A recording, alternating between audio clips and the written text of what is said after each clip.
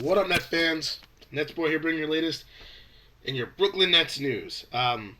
So, like I said in the last video about a week ago, that even though the Nets are eliminated and their season is over, I was still going to continue the videos throughout the playoffs because, there's more to the NBA than just the Nets. I know the whole purpose of these videos is my analyzation of the Nets, but I decided we'll just keep it going.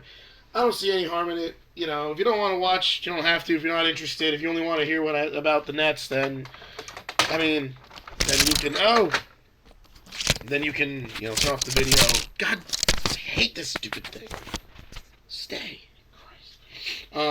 But if you want, you can either go away. I'm going to talk a little bit about the Nets.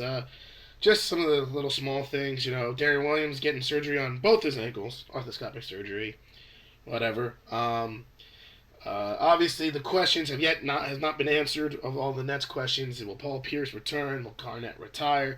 What are they going to do about Sean Livingston? All those things. But let's look at things throughout the NBA. The NBA news, the playoffs, everything. Let's just continue going on out there, looking at everything. The big non-playoff news, I think, there's a lot of big non-playoff news. We all know about Donald Sterling and that whole thing. Mark Cuban apparently had some interesting statements that people took the wrong way. I'm not even going to go into those two situations. It's one of those things that's just kind of not a place that you really want to get involved in. So I'm not even going to talk about it.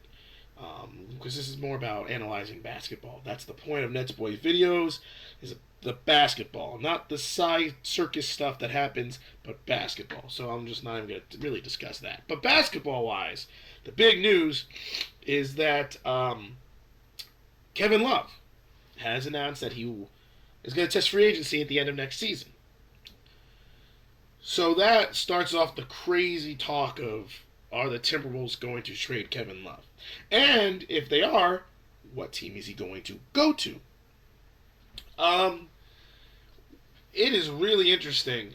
Kevin Love, I've never seen a star player who has mattered so little to a franchise. It's really interesting. Kevin Love has been a double-double machine, a 20-10 machine his last 3 seasons. Yes, he was hurt a lot of last year, but this past year I think he was 24 and 11. He's been such a great player, but I've never seen such a good player have such a small impact on a team. Every year the Timberwolves are mediocre, and Kevin Love is a great player, and it puts up all-star numbers, yet the team goes nowhere, which I think is incredible. I think the Timberwolves are always one of the most disappointing teams every year, because you look at that team, they signed Kevin Martin, who's a great scorer. They have Ricky Rubio. They have Kevin Love. I forget the center's guy's name. What's his name? Starts with a P. His last name starts with a P. I don't even remember. He's been to Petrovic. No. I don't even remember his name. He's been good. They always have these Chase Bollinger. They always have these good players, and the team goes nowhere. No matter what happens, Minnesota never goes anywhere. So I think it's smart that Kevin Love is going to test free agency, and I also think it'd be smart for the Timberwolves to trade him, and trade him, I think, immediately. The GM there said that they're not going to look to trade him right away. They're going to, they have no intentions of doing that, but I think he's just saying that to try to calm everything. I can guarantee you he's on the phone talking to almost every single team that has a top 5 pick in this upcoming draft. That was the other thing. How the hell did the Cavaliers get the first overall pick again in the draft? What kind of crazy conspiracy is that? What? They had a 1.5% chance. What? There's some kind of conspiracy going on in the NBA. I don't get that. They've gotten the first pick 3 times in the last 4 years. And if you want to go back to when they got LeBron James 5 times in the last 10. Why? What? I think the NBA just wants LeBron James back in Cleveland, and they're thinking if they get this great draft pick now that they can get something. I don't know. I don't get it. I don't understand how, but that's not the point. Side story. But anyway, I feel like that anyone who has a top 5 pick, maybe even a lottery pick in this draft, that the Timberwolves should be talking to them to get another good pick in the draft. They said that when they're trading them, they want to get a lot of expiring contracts and a draft pick in this draft. Well, if you look at the teams that have said they've been interested, a lot of people are saying the Golden State Warriors would be a good team. Of course, everyone talks about the Knicks. I don't know what the Knicks could possibly do to get him. I think he'd be an interesting fit there. Of course, I took it as what would need to happen for the Nets to get Kevin Love. That's what I thought about. So I actually sat there and I looked up salaries, looked at trades, looked at all these things, and the truth is, unless the Nets trade Darren Williams in the deal or Joe Johnson in the deal, not even Joe Johnson really, unless they can get Garnett to re-waive his no-trade clause and go back to Minnesota, they can't trade for Kevin Love. Not to mention the Nets have no draft picks in which they want, so it's not going to happen. As much as I would love to see a Lopez-Kevin Love front court, it'll never happen, so don't even think about it. It was just something that I went on a computer, I said, how is this possible? And it's not. I mean, it's just not possible. But, I don't know where he's going to go. I think it'll be interesting to see. But that's big news because, he was their stud and whatever. So, interesting there. Other than that, Steve Kerr took the Golden State Warriors job. For some weird reason, the Knicks are continuing to not hire Mark Jackson, not even asking him. Mark Jackson's gone back to an analyst. I don't get it. I know the idea is they want one of Phil Jackson's guys. That's why they went after Steve Kerr, because he played for him, and now they're going after Derek Fisher. Derek Fisher, who does he think he is? Jason Kidd? He's going to go from playing for the Thunder to coaching? Like, I don't get why Mark Jackson, in my opinion, is the perfect coach for the Knicks. Old school coach, New York Knick. Inside, he's still a New York Knick. Played fantastic for them. He's beloved in that city. He's the old-fashioned, hard-nosed coach who's young, who can build with the team. I don't get it. Phil Jackson, why you... Knicks... To me, it's incredibly dumb that the Knicks have not even considered Mark Jackson for the head coaching job. And I don't know if any Knicks fans are watching this. Maybe they might know something that I didn't know because, I didn't do extensive research on the Knicks coaching situation. Maybe they did offer it to him and he declined. Or I don't know if there's a Knicks fan or anything who's watching these videos. Give me some insight of why the Knicks have not contacted Mark Jackson.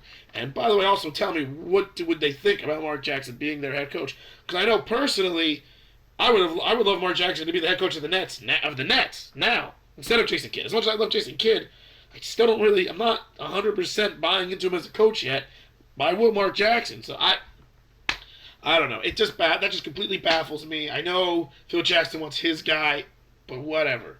So now let's actually go to the playoffs, Forget all the outside stuff. Let's look at what we've got so far. My bold prediction was wrong. What a surprise. I boldly predicted that you will not see a Pacers and Heat Eastern Conference Finals. That's exactly what we have. Series is currently split 1-1. Both games have been very competitive, very exciting, very good games. When I look at this series, I think it's still going to be Heat in 6.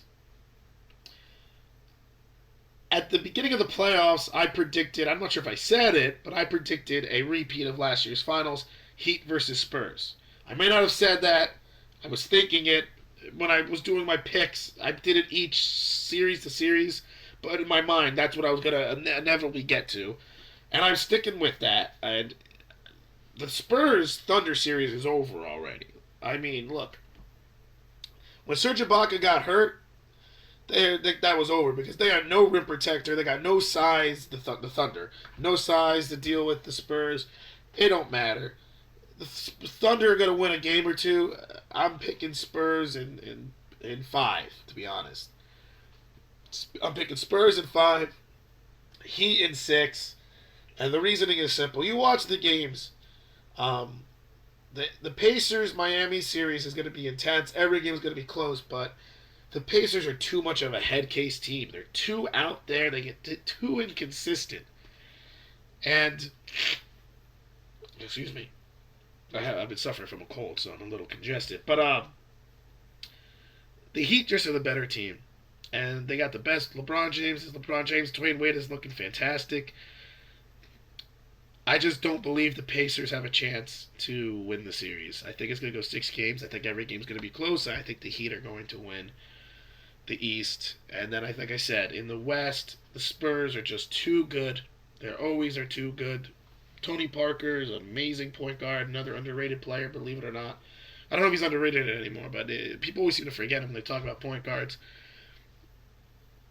The Thunder play a little too much one-on-one basketball. It's like take your turns between Russell Westbrook and Kevin Durant. Who's going to go one-on-one and score? And it's just not going to work. And that's the way I'm looking at it. I see a Miami, San Antonio, exciting finals coming up again.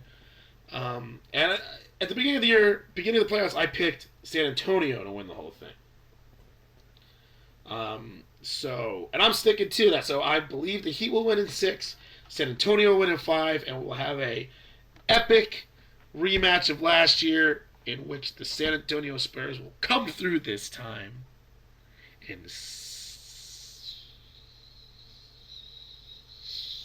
I don't even know the games yet. I can't give you an accurate there, but that's my prediction. It's going to be awesome. That's what I want to see.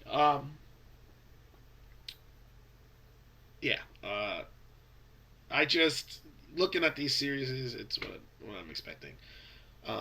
If you also look carefully, it's 1-2 in both conferences. How anticlimactic did that become? You know, with how crazy the first round was, everyone's like, "Whoa!" You know, we almost saw the Hawks A seed beat the number 1 seed Pacers. Same thing with the Mavericks as an A seed, almost shocked and beat the Pacers, the Spurs. You know, we saw the 6 seed Nets barely survive against the young Raptors team. We saw the Wizards upset the Bulls. We saw the clutch baskets by everybody and Damian Lillard over the Rocket. Like, as crazy as the playoffs have been, somehow we have a 1-2 matchup in both conferences. That's anticlimactic. I mean, it's good for the NBA because, let's be honest, if you're going to name to me the 4 best teams in the NBA, the 2 best teams in the conferences, these are the 4 best teams. It's that's the thing about basketball. No matter what happens in basketball, usually the best teams are the ones that come out on top in series. It's just the way it is. It's not a crapshoot. Hockey is a crapshoot. You know, hockey, football, baseball, basically every other sport that's not basketball, the main sports, they're crapshoots. You can just get hot at the right moment, and you're going to win. You know, especially football. We see it in football all the time. How many times have 2 times the New York Giants won the Super Bowl, because they got hot at the right time and they just coast through the playoffs. Especially when it's a 1-game elimination. NCAA tournament is the same way for basketball. The best teams do not win. A lot of times you're not going to get a top 5 team in the league winning in those sports. I mean, baseball is another sport that I love baseball, but it's another of those sports that it's a crapshoot. Any team can beat anybody. I don't know if you remember, it was like 10 years ago, St. Louis Cardinals won 86 games, which was only like 6-7 games over 500, and they won the World Series. That's ridiculous. Basketball's not like that. No matter what happens, usually the better team advances. And then when teams are at the same level, like if you were to really tell me who's the better team between the Pacers and the Heat, I would say they're at the same level. I think the Heat are better personally, but I think they're around the same level. Same thing with the Spurs and Thunder. They're at the same level, the same tier. Maybe I'll break it down that way. Tiers. You know, you got tier 1, which is crappy teams, team 2, which are playoffs flirting teams, tier 3, which is playoff teams, team 4, which is deep playoff teams, and tier 5, which is championship teams. There's 4 championship teams in the NBA. in my opinion. And that are the 4 teams that you see right now. Think about it. Think about it. Just look at the NBA.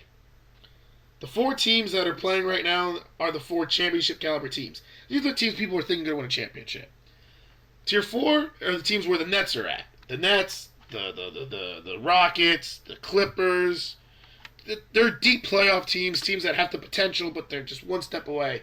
Then you got the playoff teams like the Wizards, like the Mavericks, like the Grizzlies, like the Bulls. Those teams are the playoff. But you see what I'm trying to say?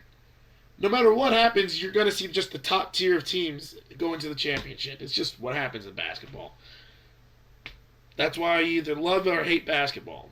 You know, love it or hate it. That's why I like it. I think it's really cool the way the best teams win. I think other people would say the exact opposite. People say like that's why it sucks because the best teams always are there. It's exciting when you have the underdog, like the LA Kings 2 years ago when they were the A seed and they just like coasted through the playoffs and won the Stanley Cup. You know what I mean? Things like that. People like things like that. I kind of think that the team deserves it. The best teams deserve it. I'm almost an advocate for the way baseball used to be, in which just the best team in the American League, record-wise, and the best team in the National League, record-wise, play each other. Yeah, I'm getting really off topic of everything. That's what happens when there's nothing about the Nets to talk about directly. I start going off on everything. So I'm just going to end it. I'm just going to shut up and end it. My next video probably will not happen until the end of the conference finals because unless this goes to 7 games or deep, I think I just might wait.